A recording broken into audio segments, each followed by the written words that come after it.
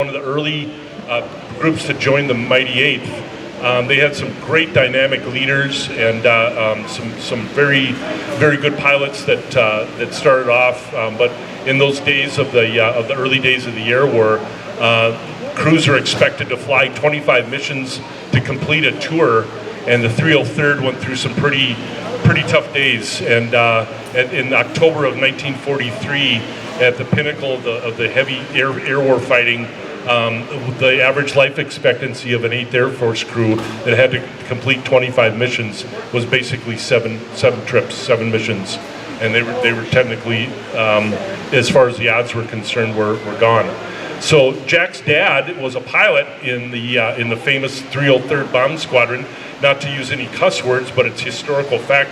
They were called Hell's Angels, and the name was the moniker from the first Academy Award winner of 1927, Wings in the Howard Hughes film Hell's Angels. That's how the name came about.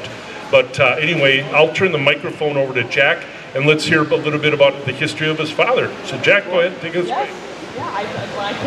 Thank you, Mark.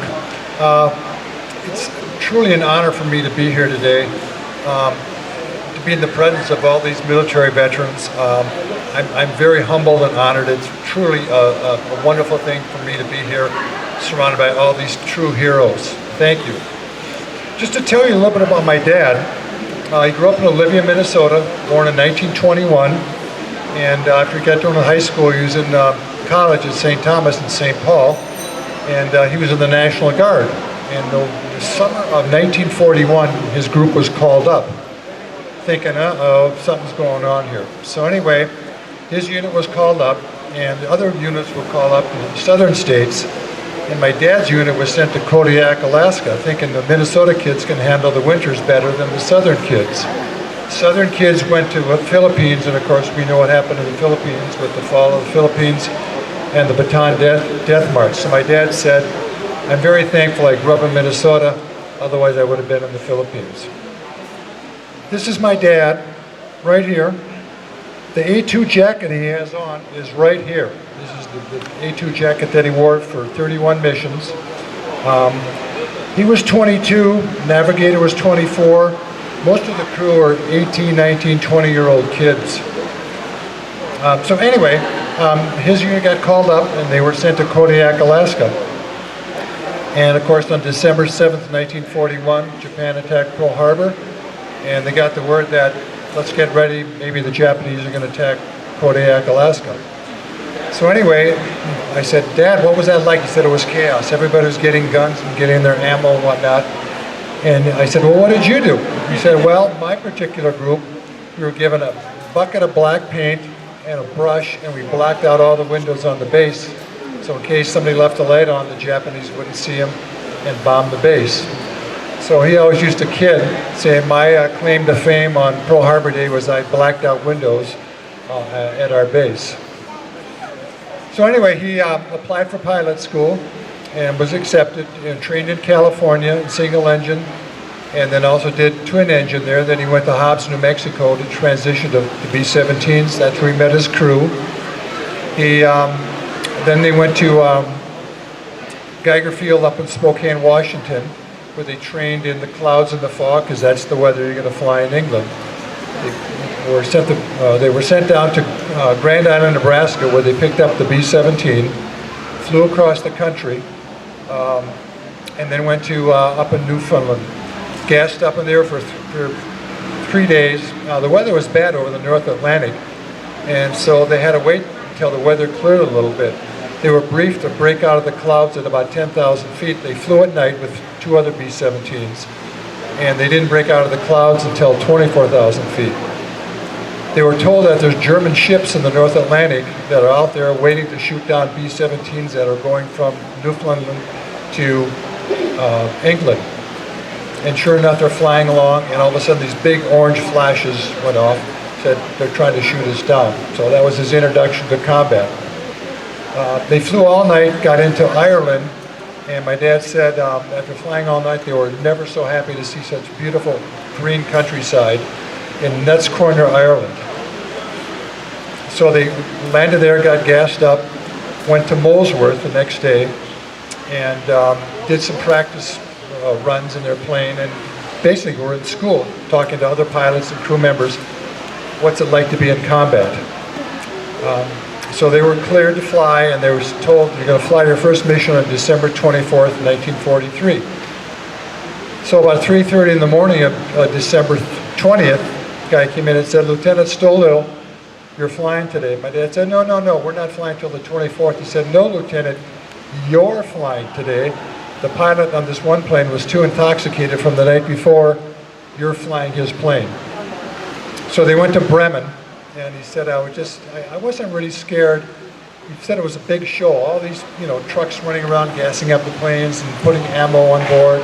And so they went to Bremen, and he said, I realized when I saw the fighters come at us and the flak coming up to get us, they were out to kill me. So anyway, they were told you're going to fly 25 missions. And what happened then is each week would go by, they got closer to 25, they would up the number, 26, 27, 28. My dad kept thinking, we're never going to get home. So in the meantime, they went to a place called Oschersleben on January 11th, 1944. That was the worst mission they flew. That day, they lost 60 B-17s total. And he said there were so many B-17s shot down, he thought we're invading Germany by all the parachutes going down. But he said it was just all these planes got shot down. What happened is that there were 750 planes going on that mission. And as they got closer to Germany, they divided it into three groups. 250 B-17s went to one city and one target, and another group went to another target. My dad's group, led by General Travis, went to a place called Oschersleben, which is in the western Germany. And it was a fighter factory. And of course what happened then is the German defense called all the German fighters in, and when the recall message came out to the other two groups that the weather was deteriorating in England, called off the mission, and those guys went home, but General Travis claimed he never heard the recall. So my dad's group went in with 250 B-17s, and they got hammered because all the fighters were waiting for them. And my dad was flying tail end Charlie that day, so he got a really good view. He said, one wave after another, either fighters or flak. They lost 60 B-17s. He said a German fighter broke through the formation and was heading right for their cockpit of the plane. He ducked down under the windshield, and the German fighter sprayed their plane with machine gun fire, shattered the windshield. He said, what I did is I hit the rudder to try to turn the plane to deflect any other 20mm shells or whatever. He said, I thought we got through. They dropped their bombs, they came back. They counted 39 flak holes in their plane. What happened is that that evening, he was sitting in his Nissan hut, and there was a knock on the door, and it was one of the ground crew guys said, Lieutenant, look what we pulled out of your gas tank. It was an unexploded 20mm shell. If that would have been a live shell, it would have blown out of the sky. And what they figured must have been a disgruntled slave labor in some armament factory that didn't put the 20mm shell in correctly, knowing that I may save some B-17 crew members' lives. So they were spared. Anyway, they got closer to the 25th mission, and they kept upping the number for these guys to go home. So it was going up to 26, 27, said, you're going to go home after 30 missions. They got the 30th mission in, and he went to the headquarters and said, okay, we're all done. Where's our papers? They said, sorry, Captain, he was a captain at the time, you're flying tomorrow. He said, no, we're supposed to be going home. No, your orders haven't come in. So they flew that mission to Hamburg, the 31st mission, and he said that was a terrible mission, a lot of flak and fighters. They made it home okay. As they landed and cleaning out the plane, the chief came up and said, Captain, your orders have come in, you guys are going home. He said everybody was just elated. He said literally, as I was walking across the field, I don't think I touched the ground. I was so happy we were going home. My dad was a devout Catholic, very religious man, And the story was that I said, well, Dad, after you got off the plane and got cleaned up, did you guys go out and have a couple beers at the pub? He said, no, a couple of us guys, we went to the chapel and said a rosary. That was my dad. So anyway, he got home and got married and raised a family. Then he got called back into the Korean War, and he studied Polish and Russian language to help read codes in Europe, but he was at the Pentagon. And so then he joined the Minnesota Air National Guard, and they put a total of 40 years in the Air Force. That's terrific, Jack. Thank you very much for a great story. Appreciate it. It's good. Thank you. And maybe as an encouragement for everyone that if you do have a relative that served not only in World War II or Korea or Vietnam, and especially if they're still alive, talk to them. Get their stories and be inquisitive and be interested in it. That was a major, whether they like to admit it or not, their service time was a major part of their life. And it's important, especially if you're a son, a daughter, a niece, a nephew, a grandchild.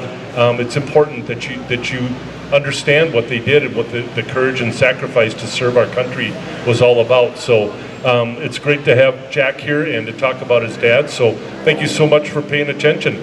You guys have a good afternoon. Thank you.